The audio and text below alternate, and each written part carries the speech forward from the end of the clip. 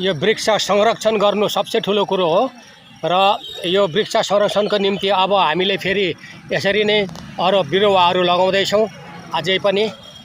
र यो हामीले किराती खम्बु राईहरू हामी प्राकृतिक पुजारी भएको कारणले गर्दा आज सबै यो हाम्रो पहल हुन गइरहेछ। किराती खम्बु राई संस्कृति संस्थान सालुगढा जिल्ला जलपाइगुडीले यसरी आफ्नो कार्य गर्न गइरहेछ र यो सबै संस्थाहरूले पनि गरे अति उत्तम हुने थियो। यो जुन चाहिँ खोलाचन फाप्री सालुगढा भेगको जुन चाहिँ छ एरियामा र यसरी टाढो टाढोमा त यसरी जङ्गल छ भने यो बिचमा यसरी खाली छ।